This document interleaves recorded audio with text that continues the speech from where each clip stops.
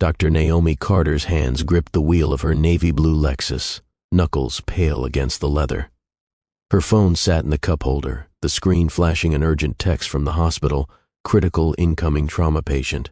ETA 15 minutes. You're the only available surgeon. Before we dive into today's story, make sure to hit that subscribe button and give this video a thumbs up. She knew what that meant. Someone's life was dangling by a thread, and she was the thread. Naomi pressed harder on the gas. Her chest tightened, not with fear, but with urgency.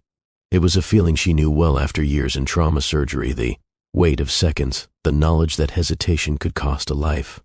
But before she could even reach the interstate ramp, flashing blue and red lights filled her rearview mirror. "God, no," she whispered under her breath. Her car slowed instinctively as she pulled over, her heart pounding, not from guilt, but from the crushing frustration of lost time. Every second she sat here, somewhere across the city, blood was pooling, lungs were failing, and hope was slipping. The officer approached, his figure tall and rigid in the side mirror. His face came into view, sharp jawline, pale skin, mirrored sunglasses. He leaned down, tapping the window. "License and registration," he barked. Naomi rolled the window halfway, forcing her tone to stay calm. "Officer, I'm a doctor on call. There's an emergency surgery waiting for me at..."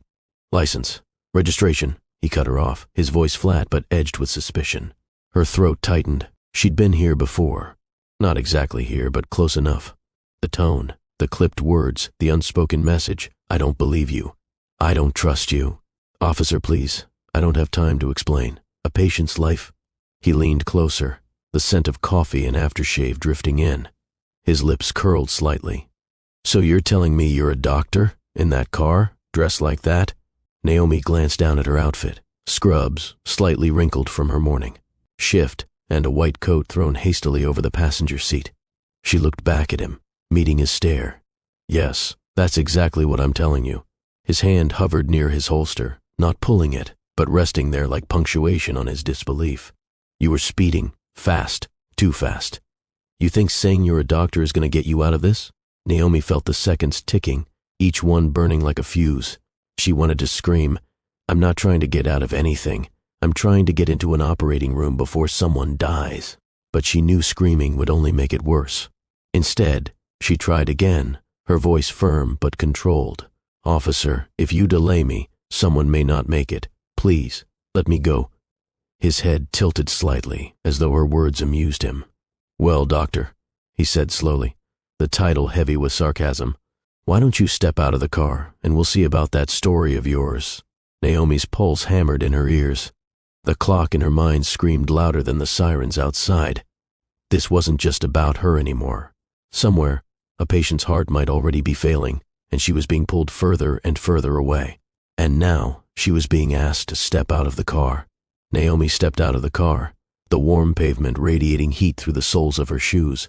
She kept her movements steady, her posture calm. Years of dealing with skeptical patients and hospital bureaucracy had taught her one thing: control the panic inside, or it will eat you alive. But this was different. This wasn't paperwork. This wasn't a delayed elevator ride. This was a patient whose life depended on her scalpel, her hands, her skill. And right now, she was standing on the side of the road, wasting time. The officer circled her car, his gaze sharp, almost searching for something wrong. His nameplate read O'Connor, though Naomi wasn't sure she wanted to say his name out loud. "Where are you really headed in such a rush?" O'Connor asked, folding his arms. She clenched her jaw. "Breathe, Naomi. Keep it simple. To St. Mary's Hospital, trauma unit. They're bringing in a patient who won't survive unless I operate. Please, I'm begging you. Just let me go." He tilted his head, eyes hidden behind the reflective sunglasses. "You expect me to believe some black woman in a Lexus is the lead surgeon at St. Mary's?" The words landed like a slap. Naomi's breath hitched. It wasn't the first time she'd heard the disbelief, the question framed as accusation, the reduction of her years of sacrifice into a stereotype. But it still cut deep every single time. Her mind flashed back, long nights in med school, falling asleep on textbooks, the whispered comments from classmates. She only got in because of diversity quotas. She had proven herself 10 times over, and yet, here she was, again being forced to prove she belonged. "Officer O'Connor," Naomi said, her voice breaking slightly but holding steady. "Look in my car. My ID badge is on the dash. It says Dr. Naomi Carter, trauma surgery. If you want proof, it's right there. Just please look." But he didn't look. He smirked instead, pulling a small notepad from his pocket. Funny thing, everyone's got a story when they're caught breaking the law. Her chest ached with the ticking of invisible seconds. She could almost hear the monitor beeping in her mind, the flat line approaching. Then her phone rang. She glanced at the caller ID, St. Mary's Hospital. Her stomach sank. She grabbed the phone before he could object. "Hello?" The voice on the other end was frantic. It was Clara, the head nurse. "Naomi, where are you? We've got a young man, car accident, massive internal bleeding. He's fading fast. We need you now." Naomi swallowed hard, her eyes flicking toward O'Connor. His smirk hadn't budged. "I'm stuck," she whispered into the phone, her throat tight, pulled over. "He's not letting me go." There was silence on the line. Then Clara's voice cracked, raw and desperate. "Naomi, he won't last another 20 minutes. Naomi's grip on the phone trembled. 20 minutes. She looked at O'Connor, who still stood casually by her car as though this were all a minor inconvenience, like she'd been late to a dinner reservation. Her mind screamed, "If he dies, his blood will be on both of our hands." But O'Connor only tapped his pen against his notepad and said, "Ma'am, I think it's time we discuss what kind of ticket you're looking at here." Naomi's heart sank. This wasn't just about speed anymore. It was about power, and he was holding it all in his hands. And every second he toyed with her, someone's son, brother, or husband was slipping away on a hospital table. Naomi's chest rose and fell with sharp breaths. Her eyes darted to her car clock. Minutes gone, minutes stolen, minutes that weren't hers to give. She couldn't take it anymore. "Officer O'Connor," she said, her voice shaking now, no longer measured or diplomatic. "This isn't about a ticket. This isn't about me. This is about a human being who's bleeding to death. And every second you hold me here, you're making a choice about whether that person lives or dies." He shifted slightly, but his arms stayed crossed. "Spare me the drama. You were speeding. That's the end of it." Naomi's control cracked. "Do you have any idea what it takes to do what I do? Do you know how many nights I've missed with my family? How many times I've collapsed in a stairwell between surgeries because I couldn't stop? Do you know how many lives I've held in my hands? How many mothers have cried in my arms because their child didn't make it? I'm not asking you for pity. I'm asking you to stop playing gatekeeper with someone's life." Her words rang in the humid air, sharp as scalpels. For the first time, O'Connor's jaw tightened. His smirk faltered. But before either of them could move, Naomi's phone buzzed again. This time it wasn't a call. It was a text from Clara. Naomi's hands trembled as she read it. "Patient crashing. We're prepping blood transfusion. Naomi, hurry." Naomi's knees nearly buckled. She looked O'Connor dead in the eyes, her voice no longer calm, no longer pleading. It was raw, almost a roar. "If that patient dies because of you, because you kept me here, you'll never forgive yourself. You'll remember this moment every single night. Every ticket you've ever written won't matter. That badge won't matter, because you'll know you killed someone with your pride." The words hit harder than she expected. His Adam's apple bobbed as he swallowed, shifting his weight. For the first time, he spoke quietly. "You don't know me. You don't know what I've seen out here." Naomi stared at him, chest heaving. "Then look at me. Look at who I am. I'm not your suspect. I'm not your criminal. I'm the only shot that man has at living past this hour. You can either be the reason he dies or the reason he survives. But you need to decide right now." The silence stretched long. Too long. Naomi's fingernails dug into her palms. Then, slowly, almost reluctantly, O'Connor reached into her car through the open window. He picked up the ID badge lying on the dash. He studied it for a long moment. "Dr. Naomi Carter," he read out loud. His voice was different now, quieter, stripped of sarcasm. She nodded, desperate. "That's me. Please, let me go." He looked at her again, and for the first time, she thought she saw something flicker behind the mirrored lenses. Not arrogance, not control, but doubt, and maybe, just maybe, guilt. With a stiff motion, he handed the badge back. His hand lingered, shaking slightly. "Go," he said, his voice low. "Just go." Naomi didn't waste another second. She jumped into her car, slammed the door, and sped back onto the road, her pulse racing faster than the engine. Behind her, in the rearview mirror, she saw O'Connor standing still, his hands on his hips, staring at the ground as though the weight of what just happened had finally sunk in. But Naomi didn't have time to think about him. She had less than 15 minutes to save a life. Naomi's car tore down the interstate, her heart thundering in rhythm with the tires on the asphalt. Her mind focused only on the patient waiting for her, not the cop, not the wasted minutes, not even her own trembling hands. By the time she screeched into the ER bay, Clara and 2 residents were already waiting with a gurney. "Naomi," Clara called out, relief mixing with panic. "He's barely holding on. We've got him prepped, but he needs you now."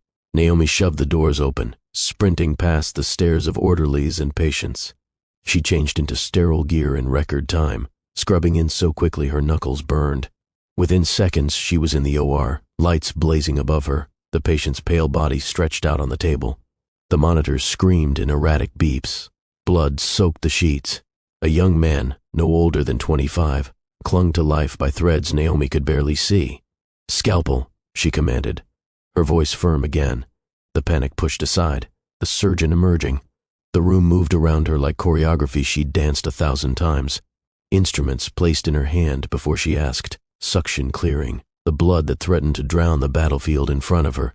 She tuned out everything, the noise, the fear, the memory of the flashing police lights. All that existed now was her patient, and the impossible task of keeping his heart beating. Minutes passed like hours. Every second demanded a choice, every movement a gamble. She repaired what was torn, clamped what was leaking, stitched what was broken. The monitor steadied, then faltered, then steadied again. Finally, the flatline threat receded. The beeping leveled out. The room, once crackling with tension, fell into a hush of exhausted relief. Naomi exhaled, her body trembling with the release. "We've got him," she whispered, more to herself than anyone else. Clara touched her shoulder softly. "Naomi, you just saved his life." Naomi closed her eyes for a moment, letting the words sink in. She should have felt triumph, but all she felt was the sting of how close they'd come to losing him, how close one officer's prejudice had come to stealing this young man's future. Hours later, after the surgery was done and the patient stabilized, Naomi left the hospital through the quiet back entrance. The night air was cool, heavy with the scent of rain. She was too tired to think. She just wanted silence. But a shadow stepped forward from the edge of the parking lot. A uniform. Her stomach tightened. It was Officer O'Connor. He stood stiffly, hat in hand now, not sunglasses and smirks. His face looked different under the hospital floodlights, pale, but softer, eyes uncertain. Naomi froze. For a moment, neither spoke. Then O'Connor cleared his throat. "I needed to know if he made it," he said quietly. "The kid.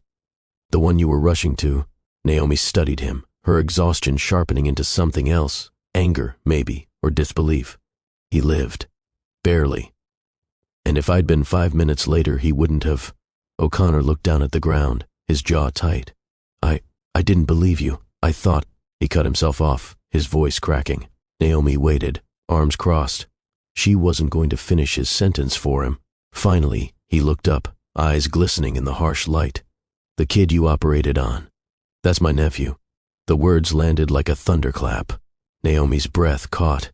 She blinked, replaying them in her head to be sure she'd heard right. His nephew, the boy she had just fought to keep alive. The boy she nearly hadn't reached in time. O'Connor's face crumpled, shame written across every line. "If you hadn't made it, if he'd died because I—" He swallowed hard, unable to finish. "I'll never forgive myself." Naomi stared at him, her body rigid. She wanted to scream, to rage, to pour out every ounce of fury she'd swallowed on the side of that road. But looking at him now, stripped of arrogance, broken by the weight of his own choices, she found only silence. Finally, she said quietly, "You don't need my forgiveness. You need to remember tonight every time you put that badge on. You need to ask yourself if the person in front of you might be more than what you see. Because one day, it won't just be your nephew whose life is on the line." Her words hung in the night air. O'Connor nodded slowly, tears streaking his face. Naomi turned and walked away, her footsteps steady, despite the storm still churning in her chest. Behind her, the officer stood alone, clutching his hat, the weight of his lesson heavier than any law he'd ever enforced. And somewhere inside the hospital, a young man's heart kept beating, A heartbeat that would echo as a reminder of what prejudice nearly cost. Sometimes the greatest battles aren't fought in operating rooms or courtrooms. They refought in the space between prejudice and truth, between doubt and humanity. Tonight, one life was saved, and another was changed forever. If this story moved you, don't forget to like this video, subscribe, and share it with someone who needs to be reminded that empathy can save more lives than judgment ever will.